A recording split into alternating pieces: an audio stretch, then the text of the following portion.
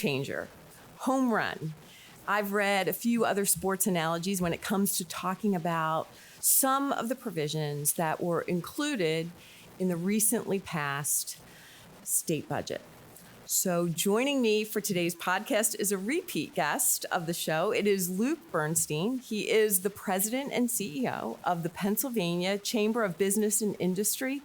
Luke, welcome back to the program. Thank you so much. Am I like the first repeat guest on the podcast? This is exciting. This is rare. I feel this is an exceptional day. I'm very excited to be here. Well, this is an exceptionally important issue to discuss and get out there for all of our listeners. And we had you on the program, I think it was last May, to talk about an issue that you were hearing about and continue to hear about from your members on a daily basis. And it is an issue that I also hear a tremendous about from employers, businesses, farmers, municipalities, school districts, you name it, back home in southern York County. And that is Pennsylvania's notoriously slow and sluggish permitting system. And Luke, to your credit, since you came to the Pennsylvania Chamber, you have been laser focused on improving our state's business climate. So we worked together to chart a path forward, and we finally got it done through the SPEED program. It was included, as I noted, in this year's state budget. And you recently wrote an op-ed that appeared in Broad and Liberty. I think it was just a few days ago. And you wrote, let me quote, get this right, by making the permitting process more efficient and transparent, Pennsylvania is signaling that it's open for business and ready to encourage new investments. I think it's about reversing a lot of trends that we have experienced in Pennsylvania, including outmigration, not just outmigration of businesses, outmigration of our next generation. Huge challenge for us. So thank you for being the biggest champion, along with me and Senator Rothman, in getting this done. No, thank you. This does not happen without your consistent leadership. And we talk a lot about Pennsylvania and our challenges, but we need to talk about Pennsylvania and our opportunities. And our challenges have consistently got in the way of our state achieving its true potential. And one of those huge challenges has been permitting. And because of you and your efforts in writing a bill, getting it through committee, moving it and positioning it within the budget. That was a bill that you authored that passed the Senate, that sat in the House for over a year. And because of your efforts and others, we did not let that die, passed a version of the bill and got it through. This is really important. And you talked a lot about the perception. I have a great story for you when it comes to perception and reality. Because I think right now the perception of Pennsylvania is we are not business friendly. I recently heard a story from the president of West Virginia University. I forgive me for bringing up West Virginia at all on our podcast. This is Pennsylvania. I just would like to remind you.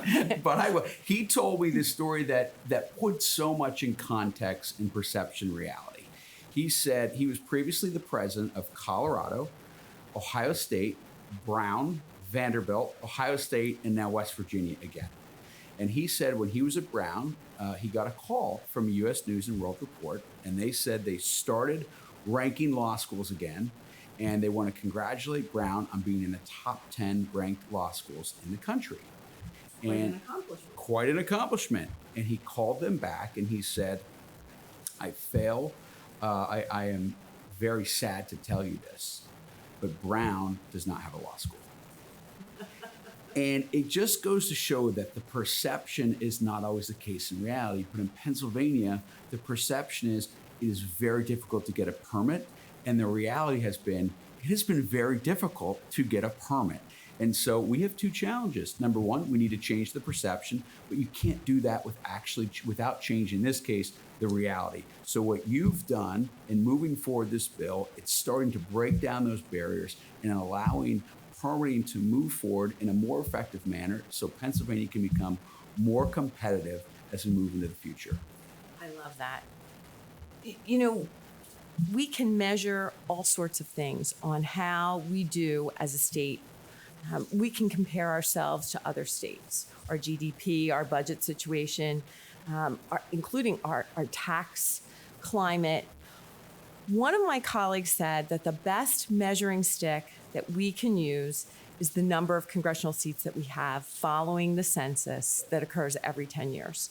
So, giving listeners a reference point, at one point, Pennsylvania had 36 congressional seats, and that was following the 1910 census. Yep. Today, we are down to 17.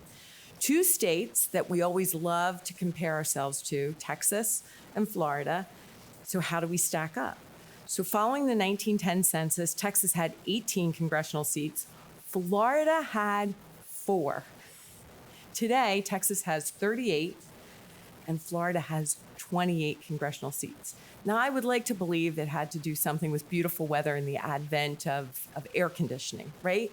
But in a century, Texas gained 20 congressional seats, Florida gained 24, and Pennsylvania has lost 19.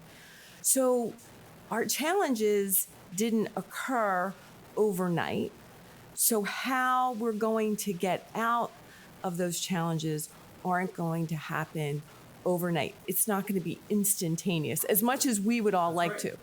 Because I think you and I believe in the promise of Pennsylvania, and we have great hope for good people making sound policy decisions that are going to yield tremendous opportunity for everyone here in Pennsylvania.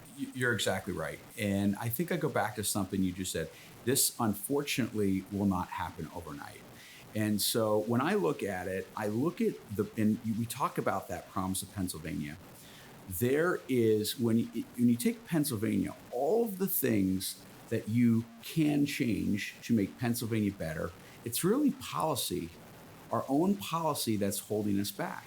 All of the things that we have as advantages that other states would kill for that we can't change are huge advantages. Our higher education sector and educational system here, our natural resources with energy and water. Our healthcare system is second to none in the world. Our infrastructure, while aged, it is very advanced, much more so than other states. You go right down the list of all the things here that we have as incredible opportunities. I would take that over Texas and Florida any day. They might have warmer weather and some beaches, but as we look moving forward, I talk to a lot of site selection folks. They talk about regulatory climate when it comes to different factors in their state. They talk about what our tax structure is. Two things that they really focus on right now is, what is your energy supply? Do you have a consistent, reliable, affordable, accessible energy source for different projects? And what is your workforce like? What is your educated workforce like? All of the things that we have as our advantages in Pennsylvania can position us to be a dominant, major economic force into the new economy, into the new future. So right now, unfortunately, it's going to take a while. It's going to take a while. But things like in this year's budget, what we did in this year's budget through your leadership and others was remove really big obstacles that started the site selection conversation. Well, your C&I was 9.99. We made huge gains to reverse that. Well, you have a stagnant, outdated permitting process. We're taking huge gains to deal with that. So these are pieces that position us and address that policy, because Pennsylvania has an incredible opportunity into the next economy. And we are the most diverse economy in the country. Sometimes that can be a negative because we don't have the high ups or the high downs. But to me, that's a positive because we don't have that. So we can support different industries, we can support different sectors, and we can pick targeted ones that we can grow here in Pennsylvania, like aerospace and innovation aerospace, which is, we had the students from your school district come here. Aren't they amazing? It's absolutely incredible. In Spring Grove, we have students who are on rocketry teams, and our middle school rocketry team competed against collegiate teams and placed 4th in the nation.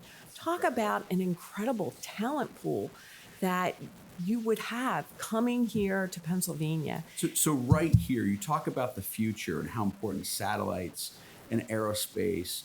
And when we look at innovation, right here in Spring Grove, you have people forging a new frontier. So couple that with a Lockheed Martin, with a Boeing, with an Astrobotic. These are all really this is an important sector of our economy, but it is a local, and then couple that with the downstream suppliers that are part of that. So Pennsylvania has not only a history of aerospace and innovation, but you go beyond. Many people don't know GPS was actually created in Valley Forge, Pennsylvania, in King of Prussia, with Lockheed Martin. That's where GPS was first created. And Astrobotic, the first private sector, mission that went up into space. There are all these different initiatives that are groundbreaking, but that is why I think these are really great examples, but it underscores the promise of what we have in the state. Absolutely. And these challenges, as you've noted, they've been going on for quite some time. When we last had you on here, I told you that real life story about a former constituent that I used to represent. He builds hotels. He could build, site, permit, open a hotel in West Virginia faster than he could obtain the necessary permits to put just a shovel into the dirt right here in Pennsylvania. And for me, it was his story that was that rallying cry, because I know he is not alone. And I talk to colleagues from all over the Commonwealth. One of the things that we really need in this age is chips. We don't manufacture a lot of chips here in the United States, let alone in Pennsylvania. And my colleague from Montgomery County, Senator Pennycook, is trying to bring a chip company from Asia here to Montgomery County, Pennsylvania. And they brought up the challenges with our permitting system. So to be able to say to her, look, you can go back to them and say, those permits that they're going to need to build a facility here, to make those chips here in the United States, in Pennsylvania, it's going to be better than the last time that we talked. That's so powerful. So that story for her was a rallying cry. For me, it was this hotelier. His business is extremely reputable. He makes a tremendous positive impact wherever he does business. And once I heard from him, I also heard from manufacturers. York County is a major manufacturing hub. And you can just go on and on about all the really incredible things that we make in York County. We make things happen in York. So I started to hear that same thing over and over and over again. We want to expand here, but the permitting process is too restrictive. We can open a new facility in another state much faster. I don't want to lose you to North Carolina, Texas, Florida, or good grief, I even had one that said maybe we'll go back to New Jersey, right? That's insane. So that is where this newly created SPEED program, which stands for Streamlining Permits for Economic Expansion and Development, really comes into play. The bill was signed into law in July. Several effective dates of this new statute are beginning to take effect. And so the bill takes the biggest environmental permits, 102, 105. 102, 105. So largely when you think about it, it takes a lot of the dam safety permits out, the air quality permits, which has been a huge delay in some projects. You talk about projects in Allegheny County, the permanent example we talk about all the time with U.S. Steel, where they went to Arkansas instead of Southwest. Air permits were a huge part of that calculation. That's included in this. And surface obstruction. So when you think about different well drilling, when you think for water, when you think about different any type of surface obstruction that you would have, that's a big part of it. And the other factor is when we're looking at all of these, if you have a creek or any water obstruction waterway that's going through, it requires a significant level of expertise. And sometimes in this environment, we're all faced with this work shortage right now, and DEP has not been immune to that. So not only does it allow for this third-party review, it really allows to augment DEP's staff to provide more resources for the department. And it's not taking away, this is the great part about this. It's not moving, changing, skirting environmental regulations. If anything, it's bolstering them because you have more experts with eyes on this to get through the system and get through it faster. So that's the great part about it. It can streamline, augment the staff. We can protect our environment, but we can get these jobs moving, which, yes, it's a big job, but it is a real job to someone in your district and all over Pennsylvania who's counting on this for their family. And so when they're sitting at home and they're not working and these jobs aren't moving, our economy's not moving, they're not helping our communities, and this allows the system to move much faster and protect our environment. That's what your bill did, and it opens this up. So this is really exciting. I think you hear our passion for this because when you talk to someone that has dedicated their entire life to a project or to make the community better, only to have a permit go to DEP or somewhere else and just sit there.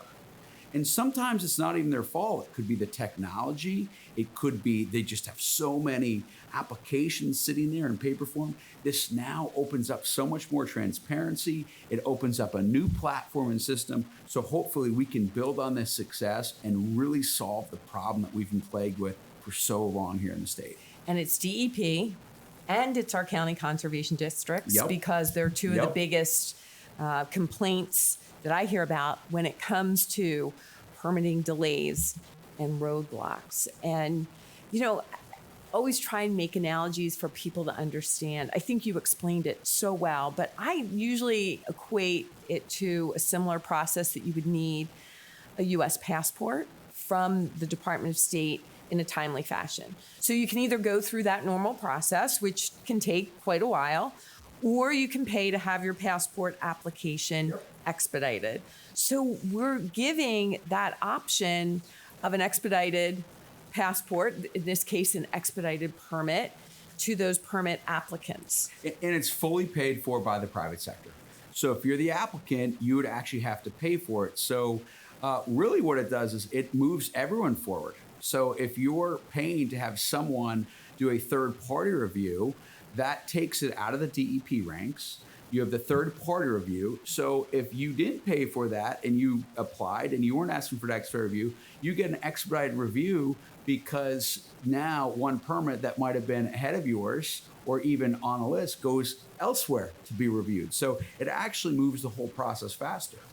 It even moves the process for other state departments and agencies because even PennDOT has to apply to DEP for permits in order to do road work. The Absolutely. irony, right? So next month. And PennDOT has, in a sense, a third-party review in many cases right now with road projects. And I always say for consumers, we all get our car inspected by third-party reviewers every day at garages. You go in, you get your car inspected. If your wheels fall off when you drive out of the garage after you get your inspection sticker, there's a system in place to protect you as a consumer to do that. Same way, there can be third-party review. DEP actually stamps it and says it's good because they review it. So it's a great step forward over, and it clears one more hurdle that has been part of that perception, but unfortunately part of that reality. Well, and DEP is going to roll out its list of third-party entities that have cleared all the necessary checks to do that work, to expedite these permits through that vetting process. That's going to happen next month. So this program will only be as successful as the third-party reviewers who sign up to participate in the SPEED program. You have a great team over at the Chamber. They are out there. They are educating people about the program. They are encouraging individuals to become permit reviewers, to apply to be part of that third-party review process. So how has that process been going, and what has been the response from both those people who could get into that permit review lane or just the job creators and businesses across the Commonwealth? Well, I'm going to use an example that's a little sore with me as an Eagles fan today. Well, the Because Eagles did win recently. no, No? last night we blew it. Wow. So, we did win recently last Yes. week. I was trying to be optimistic But for you. last night, yeah, you are correct. We did win recently. And I like the way you said that. But last night, we had an incredible play call on a 3rd and 3, and Saquon Barkley dropped the ball. So I use that example because you could have the greatest play call, but you still have to execute it. So even with a great and a solid piece of legislation, it has to be executed very well and implemented by DEP.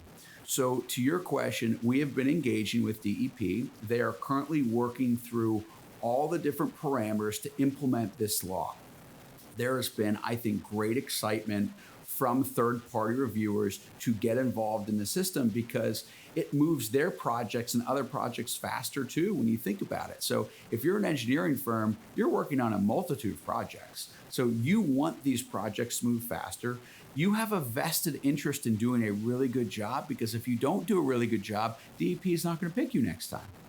And if you're in the small area. So this is a real opportunity for people to work together, sit back, understand the process. It will roll out. Is it going to be perfect right out of the gate? I don't think any piece of legislation through its implementation has ever been perfect through the rollout. But DEP is about to come out next month in October with their full parameters.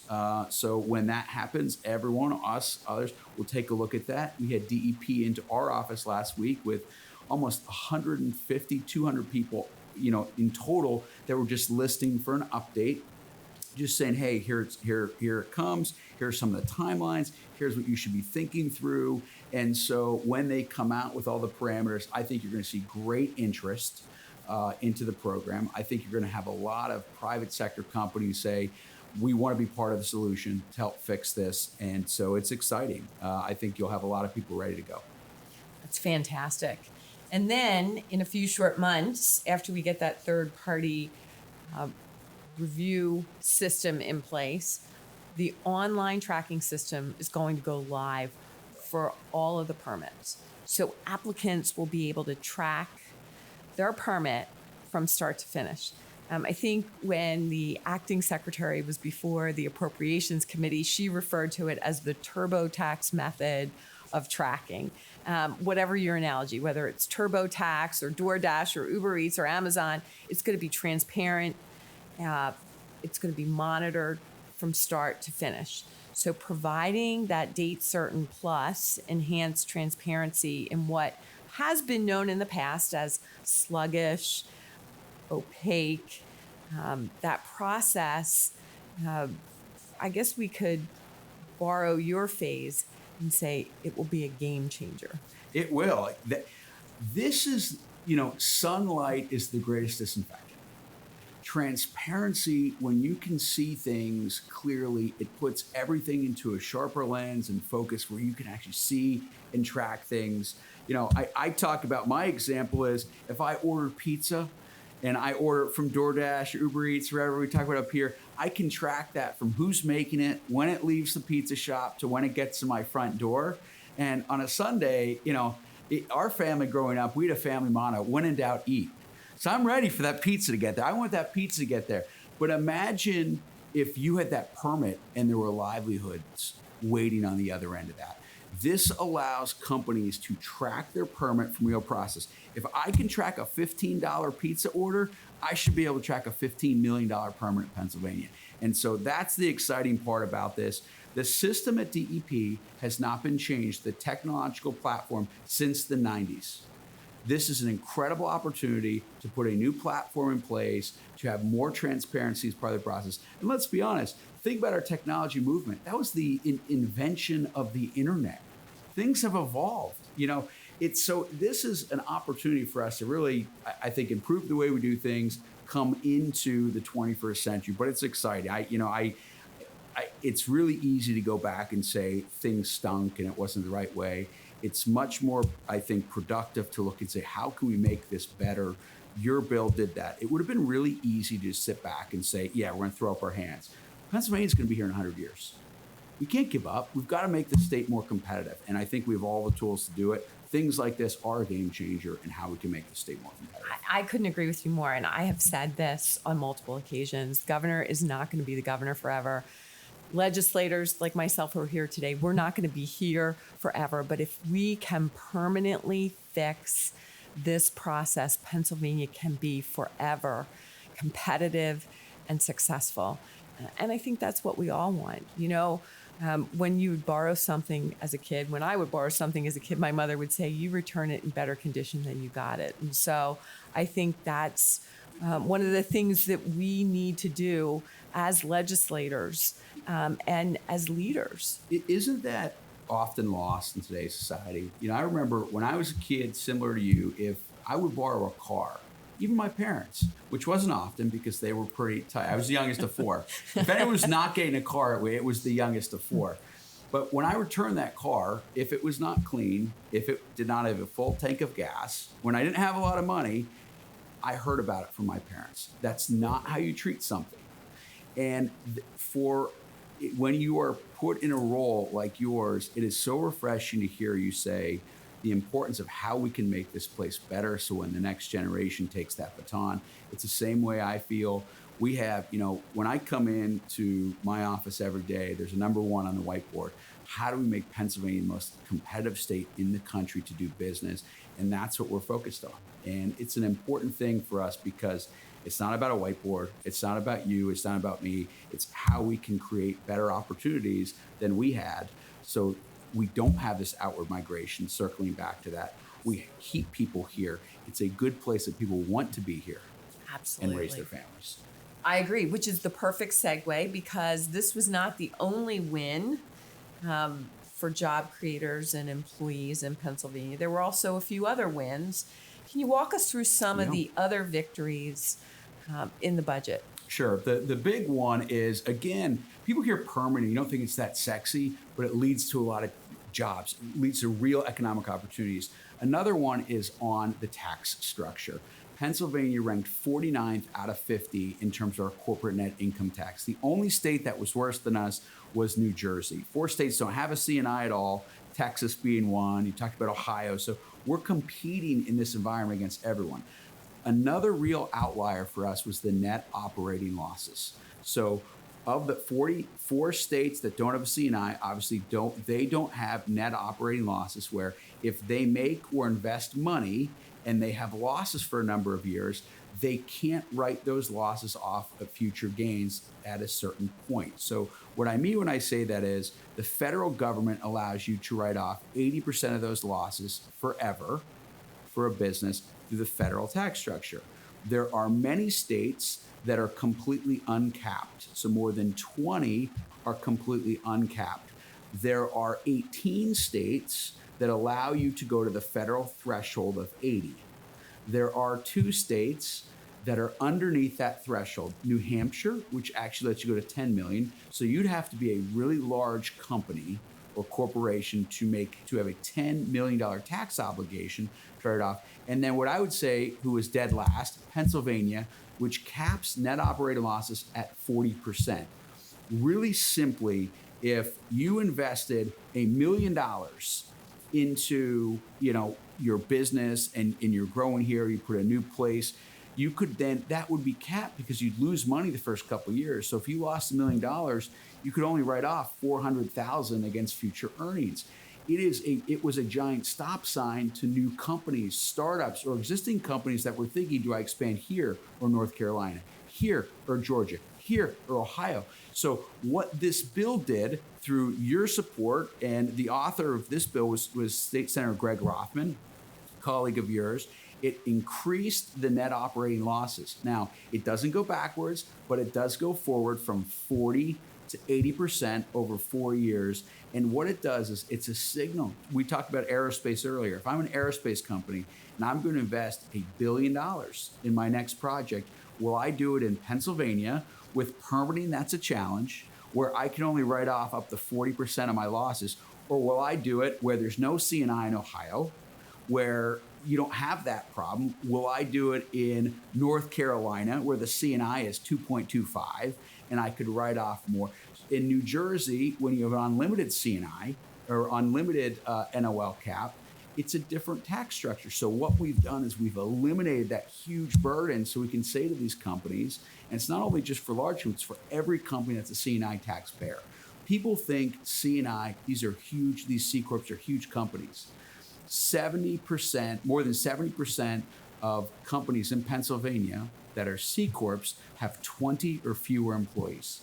So this again goes part of that game changer because we're eliminating huge barriers. Once we get through these barriers, we got to now really make Pennsylvania more competitive. We're removing barriers, but we got to keep moving. So this is exciting stuff. We've also done things in an investment of career technical education and other areas. There's no silver bullet to solving the workforce, but I think the reality is we're in a divided government. You hear the governor talk all the time. We're the only divided full-time legislature in the country. The reality is because of these gains that you and your colleagues did here in the Senate, it's cutting through a divided government and it's making Pennsylvania more competitive. So I am greatly appreciative. The business community is greatly appreciative of what you've done because we need to be more competitive. Competitiveness stems the tide of losing population. And we can't just throw our hands up and say we accept that because it's not acceptable to accept a outward migration of people and workers in Pennsylvania. Absolutely. And I think that all of this really creates real opportunity.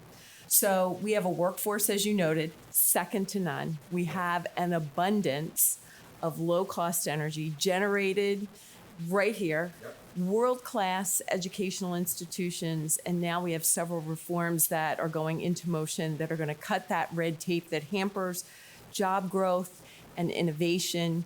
And we're going to roll the red carpet out to opportunity here in Pennsylvania instead of that red carpet out to other states for our next generation. And red tape was manufactured where?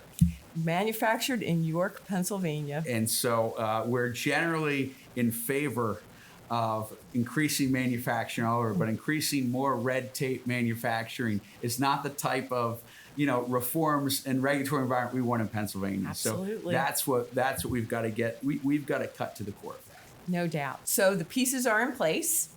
Could this be the great Pennsylvania comeback?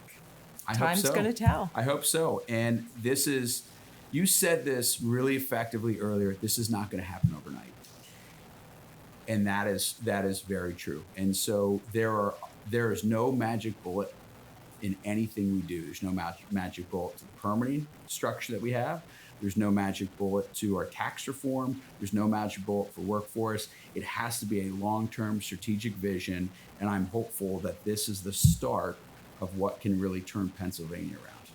Couldn't agree with you more. I believe in the promise of Pennsylvania. I believe in the people of Pennsylvania, and I'm excited the future and the opportunity that's being created through these very important changes. So Luke, thank you so much for joining us today. Where can listeners go to find out more about the work of the state's Chamber of Business and Industry? www.pachamber.org. We have an incredible organization. Our strength is our members. We have 10,000 members statewide of businesses of all size and all sectors, all areas of the Commonwealth. And our strength is also in our team. I learned very early on in my life that you surround yourself by people that are smarter and more talented than you, and I've done that. Our team at the Chamber is phenomenal, and they work really hard every day to make business more competitive in Pennsylvania. Well, we are grateful for that. Thank you again. And today's guest was Luke Bernstein. He is the president and CEO of the Pennsylvania Chamber of Business and Industry. Thank you again for tuning in to today's episode. If you have any questions, please do not hesitate to visit my website at senatorkristen.com. This is Kristen Phillips-Hill signing off, and we will look forward to talking to you again soon.